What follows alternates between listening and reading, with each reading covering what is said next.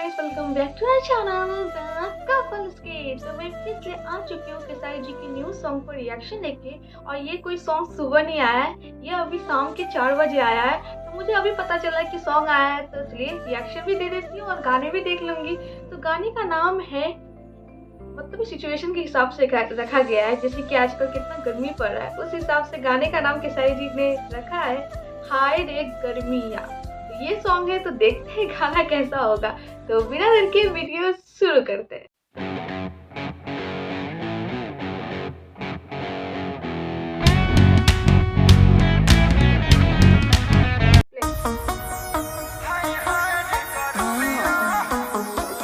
शुरू में किया गया है सॉन्ग लग रहा है।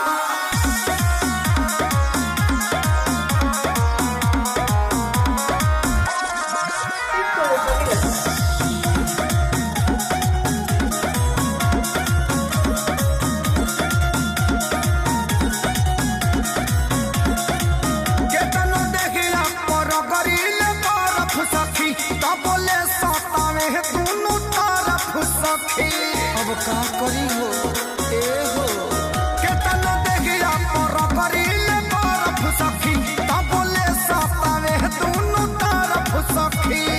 सुनना हो दे हटते आमी तो दर्द करता तो छुटता पसीना भी रद करता। हाय हाय रे गरमिया हद करता।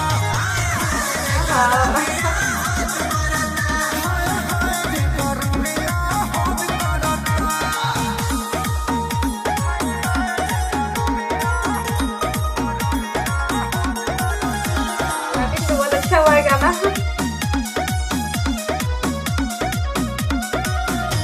अरे जिया रे भैया आवाज बढ़ के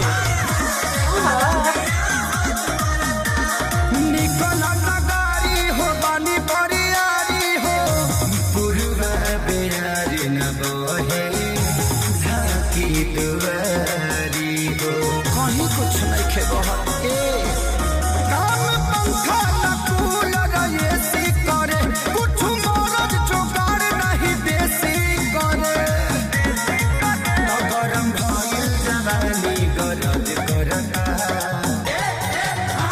तो छुटता पसीना ब्यूटी रद करता।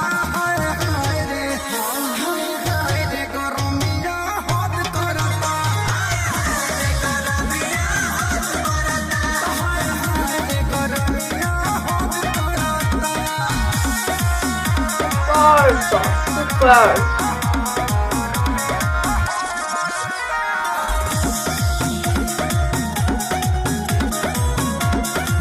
ये भी मैट्रिक्स होगा भी कुछ टिप्स से दिखाया जा रहा है। महारतायाची हो जहनो न बाची हो सुखी जवानी के हरियर गाछी हो पूरा आग से बहो दिया बाबू भूकात बाबे बूते के हो मन करे न खेसारी संगे सूते के हो आदर्श अखिलेश मारे सरहद करता छुटता पसीना भी रद करता। हाय हाय रे गरमिया हद करता। हाय गरमिया हद करता। एक बार प्रेम से बोला गर्मी महाराज की। ये था सॉन्ग एंड सुपर सॉन्ग था, बहुत ही प्यारा सॉन्ग था। जिस हिसाब की गर्मी पड़ रही है उस हिसाब का ये सॉन्ग था।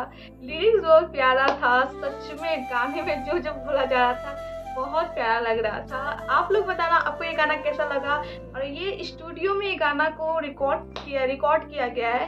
तो मे बी ये गाना आए प्रॉपर सेटअप लगा के हीरोइन या हीरो, मतलब ये दोनों रहे खेसारी जी या खेसारी जी किसी हीरोइन को लेकर आए, हो सकता है मे बी ऐसा हो।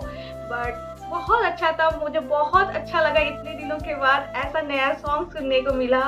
जैसे कि गाने का नाम है हाय रे गर्मी, लिरिक्स लिखा है अखिलेश कश्यप जी का, जिन्होंने नाम भी आया था। एंड म्यूजिक है R S Sharma and compose किया है आदर्श सिंह।